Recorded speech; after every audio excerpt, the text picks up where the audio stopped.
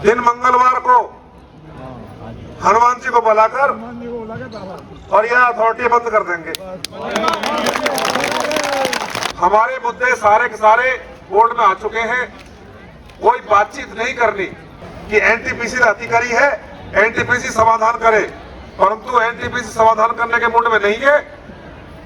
तो 5 जनवरी उसको 4 जनवरी तक का समय है एनटीपीसी को, या तो किसानों के पक्ष में काम करे, नहीं तो 5 जनवरी को एनटीपीसी के सेक्टर 24 के दफ्तर को बिल्कुल बंद कर दिया जाएगा। अब इस सरकार को हम रहने नहीं देंगे, मिटा के छोड़ेगा। जो भी कोई आएगा उसको हम नंगा करके भेजेंगे, ये हमारा वादा है। अब क्या उसको नंगा करके भेजेंगे, आपके चाहे हमें कुछ भी हो जाए। और रही बात यो, अभी हम ये कह रहे हैं कि अभी ये 1 तारीख का समय क्यों दिया जाए, उससे पहले ही काम कर लिया जाए, इन्हीं की ईंट और इन्हीं की बिल्डिंग बना दी जाए। अथॉरिटी वाले सुन लें, क्या तो हमारा जल्दी से जल्दी कार्य को करने में लग जाए, और नहीं हमें पद्मावती बनने से कोई नहीं रोक सकता। तो हमने भूल चढ़ा दी थी, तो अथॉरिटी वाले क्या चीज है। तो मोदी जी ने कहा था कि महिलाओं का सम्मान करेंगे, उन्होंने कोई सम्मान तो नहीं किया। अब इनके लिए भी कोई जगह नहीं है सम्मान के लिए। कोई भी नेता सांसद विधायक हमारे पास आए तो जूतों की माला लटकाएंगे गलों में। बेचारे रक्षा मंत्री के बेटे की भी कुछ नहीं चल रही उनके साथ। क्या करें, ऐसी सरकार आप लोगों ने बनाई जिसमें नेताओं की वैल्यू 0 कर दी इन्होंने। जाओ डूब मरो। ऐसी में यहाँ के तीनों विधायकों को कहना चाहता हूं, अरे माल से मन भर गया हो तो थोड़ा पब्लिक की तरफ भी ध्यान कर लो बेईमानो, थोड़ा मोड़ा इनकी तरफ भी ध्यान कर लो। लेकिन नहीं, क्योंकि नोएडा में भारी लोग आ गए, पुराने किसान, कमजोर गरीब लोग अल्पसंख्यक हो गए, राजनीति में भागीदारी खत्म हो गई। आज राजनीतिक जो आपकी बातें थी, आपकी सोच थी, उसको धीरे धीरे करके मिटा दिया गया। और आज आपका नेतृत्व करने वाला सिर्फ व्यक्ति वो बचा है जो आंदोलन का नेतृत्व कर रहा है। सदन में बैठा हुआ कोई व्यक्ति, चाहे वो राज्यसभा का कोई एमपी हो, चाहे वो एमएलसी विधान परिषद का कोई व्यक्ति हो, चाहे वो एमपी हो और चाहे एमएलए हो, आपकी बात कहने वाला कोई नहीं बचा। सरकारी अस्पतालों का हाल बदहाल है या नहीं, बताओ हाथ उठाकर। सरकारी अस्पतालों का हाल बदहाल है नहीं, हाथ उठा के बताओ। और प्राइवेट अस्पतालों में क्या है, अगर कोई कमाई नहीं तो यहाँ के सांसद बताएं कि 500 करोड़ के 11 अस्पताल कैसे बना लिए उन्होंने। जवाब दे सकते हैं क्या सांसद? यहाँ का सांसद जवाब दे सकता है कि 500 करोड़ के अस्पताल कैसे बन गए? एक छोटी सी फार्मेसी की दुकान करी थी 20 साल पहले। बताओ गलत बात सही बात? अरे हाथ उठा के बताओ, बेईमानी की बात तो बताओ। छोटी सी दुकान, और आज बजाज स्कूटर से दुनिया की कोई ऐसी गाड़ी नहीं जो खरीद ना सकता हो। क्या बात सही है गलत है? ना खाएंगे ना खाने देंगे। अरे प्रधानमंत्री जी सबसे नजदीकी बैठे हैं, तुम्हें खाने और खिलाने वाले दोनों। ये यही तो है दिल्ली के नजदीक, गुड़गांव भी नजदीक, फरीदाबाद भी नजदीक, ये गाजियाबाद भी नजदीक, ये गौतम बुद्ध भी नजदीक। बताओ इससे ज्यादा उदाहरण और क्या दूं? इससे बड़ा बड़ा उदाहरण क्या हो? प्राइवेट नौकरियों के नाम पर भी ये कलंक जो विधायक बनकर बैठे हैं, 5-5 लाख वसूल रहे हैं गरीबों से। 5-5 लाख। बताओ बात सही है गलत है? नहीं। 5-5 लाख वसूल रहे हैं लोग, घर बेचकर, संपत्ति बेचकर। जब 5-5 लाख रुपए देते हैं, जब प्राइवेट कंपनियों में नौकरी लगवाते हैं। अरे बेईमानो, इसीलिए बने थे विधायक सांसद, इसीलिए बने थे क्या? मैं पिछले 5 साल से लगातार देख रहा हूं सुखबीर खलीफा जी को, जो लोगों को लगातार इकट्ठे कर करके इस लड़ाई को बुलंद कर रहे हैं। ये ध्यान रखना,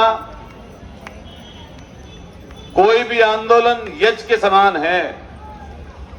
जो उदल आर्य जी और हमारे ये भी आर्य ही हैं, फौजी सुखबीर जी खलीफा, जितनी भी सरदारी बैठी है, मैं सबके चरणों में प्रणाम करता हूं और खास तौर से अपनी माताएं बहनें, चाहे वो एनटीपीसी पे धरना रखा हुआ हो उन्होंने, और चाहे यहां पर बड़ी संख्या में, हजारों की संख्या में पहुंची हो, मैं आपको भी नमन करता हूं, आपकी इस उपस्थिति को नमन करता हूं और साधुवाद देता हूं कि जब गैर बराबरी की लड़ाई बढ़ रही हो, गैर बराबरी बढ़ती जा रही हो, अमीर और गरीब के बीच में खाई गहरी होती जा रही हो, ऐसे में सिर्फ आंदोलन सहारा है जो गैर बराबरी को खत्म करेगा।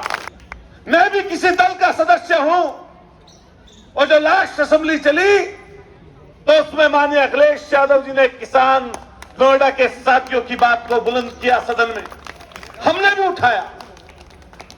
अगला जो भी सदन होगा उसमें भी, चाहे एनटीपीसी की लड़ाई हो चाहे आपके नोएडा की, उसे मैं भी उठाऊंगा और माननीय राष्ट्रीय अध्यक्ष जिसे को उठवाने का काम करेंगे। सदन में 145 सांसदों को सस्पेंड कर दिया गया। ये ध्यान रखना दोस्तों, साथियों, अगर इस लोकतंत्र में आवाज दबा दी जाएगी, आंदोलन खत्म कर दिए जाएंगे, तो आप पक्का समझना फिर लोकतंत्र जिंदा नहीं रहेगा, संविधान बचेगा नहीं। ये तो मुबारकबाद आप तमाम साथियों को जो आंदोलन कर करके इस संविधान को, लोकतंत्र को जिंदा रखे हुए हैं। ये ध्यान रखना, जिस संविधान में किसी भी वर्ग की कहीं पर, जिस लोकतंत्र में आंदोलन की छूट खत्म हो जाए, समझ लो लोकतंत्र फिर नहीं बचेगा।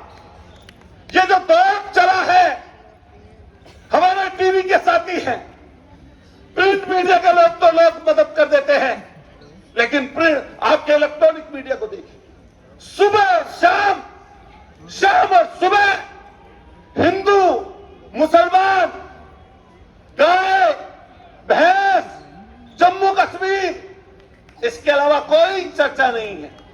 आज आप कभी पाकिस्तान, कभी बांग्लादेश, कभी अफगानिस्तान, आज आप हजारों की तादाद में आ बैठे हैं और लाखों लोग इससे प्रभावित हो रहे हैं।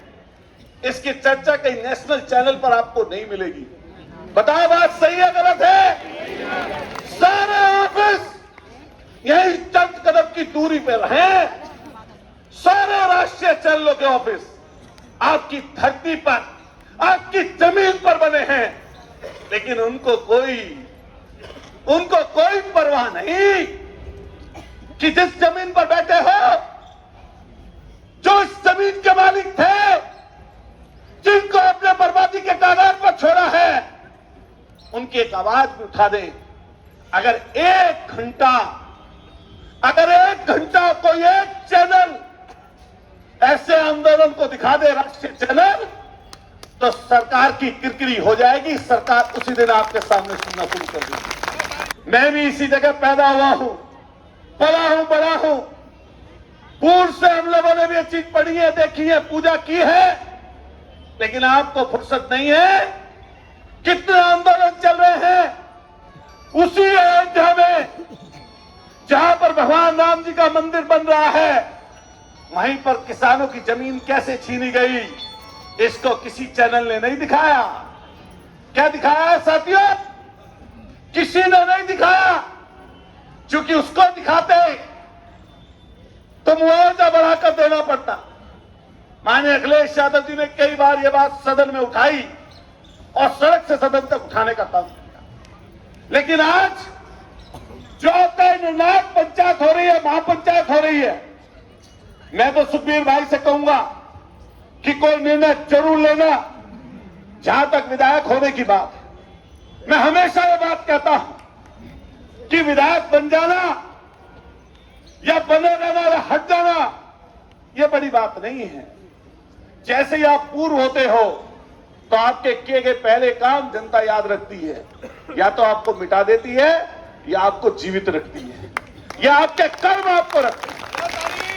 मेरी कोशिश यह है, मैं किसी धन्ना सेठ की औलाद नहीं हूं, मैं पीढ़ी दर पीढ़ी राजनीति के वाला व्यक्ति भी नहीं हूं। हम तो छोटी सी राजनीति, छात्र राजनीति से निकल कर आए और कोशिश मैं करता हूं कि जहां पर भी अन्याय हो, जहां पर भी जाति हो और लगे कहीं पर कि पहुंचना चाहिए तो हम लोग पहुंचने का काम करते हैं। धरने की बारीकी की बातें, चाहे वो 10% प्लॉट की बात हो, चाहे गरीब गुरबा आवाम की बात हो, चाहे अन्य जो आपकी समस्याएं हैं, हमें लिखकर भी हमारे पास आ चुकी हैं। पहले मैंने कहा आप इनको हरा पाओ ना हरा पाओ, लेकिन कम से कम इन लोगों की बेइज्जती करना शुरू कर दो। किसी शादी ब्याह में कहीं मिले, जहां पर भी मिले वहां पर कम से कम इकट्ठा हो और एक ऐसा भी दस्ता बनाओ कि जहां पर भी कोई नेता आपको पता चले कि सरकार का कोई मंत्री पहुंच रहा है, मारपीट नहीं करनी, गाली नहीं देनी, अगजनी नहीं करनी, बदतमीजी नहीं करनी, लेकिन कम से कम कीर्तन तो कर सकते हो उनके सामने। कर सकते हो नहीं कर सकते बताओ? कीर्तन कर करके उनके सामने बैठ जाओ और बैठकर उन्हें याद दिलाओ कि वोट लेते वक्त ऐसे ही थे क्या, जैसे बन के रह रहे हो। मैंने देखा ग्रेटर नोएडा में, यहां भी करते होंगे ऐसे ही। जब जाते हैं अधिकारियों के सामने, खास तौर से अथॉरिटी के अधिकारियों के सामने नेता, सत्ताधारी पार्टी के, तो वहां पर किसान की बात नहीं करते। वहां पर सिर्फ बात अगर किसी चीज की करते हैं तो ऐसी चापलूसी करते हैं कि बस जूते चाटने की कमी रह जाती है, बाकी कुछ और बचता नहीं है इनके पास। अरे शर्म करो, शर्म करो बेईमानो, जनता के ऊपर बने हुए लोगों, जनता की वोट पर बने हुए ताकत पाए हुए लोगों, कि जनता की बात ना करके, कमजोर की बात ना करके, पीड़ित की बात ना करके, शोषित और वंचित की बात ना करके, धन्ना सेठों की बात करते हो या अपनी दलाली की बात करते हो बेईमानो, बेईमानी की। इसलिए सबसे मैं कह के जाऊंगा कि गरीबा जी आप सब बैठे हैं, आप उन गरीबों की आवाज दो चीज में जरूर और बुलंद कीजिए, शिक्षा और स्वास्थ्य की। जब इसके बाद अगला मोर्चा हो तो इन प्राइवेट स्कूल और प्राइवेट अस्पतालों के खिलाफ आप लोगों का होना चाहिए। लेकिन ये कुछ लोग हैं भी, इनकी चमड़ी है भी कुछ की मोटी बहुत है, नहीं बताओ, सब अपना बंदर बाट। और इन्हें जैसे ही कोई किसान या कोई कमजोर आदमी इनके सामने पहुंचे, ऐसे लगे दूसरी दुनिया का चला गया। और जैसे ही नोएडा की भाषा बोले ना इनके सामने, तो दो तरह की बात सोचे उसके लिए, या तो पार्टी आएगी या ना सोचे मेरे मतलब का है नहीं। तो ही तो बात आ आपके लिए दिमाग में, बताओ आया ना? दो ही तरह के दिमाग है इनके दिमाग में आपके लिए। इसलिए ये दिमाग इनका ठीक हो और ठीक करा जाए, इसके लिए मिलकर काम करना है।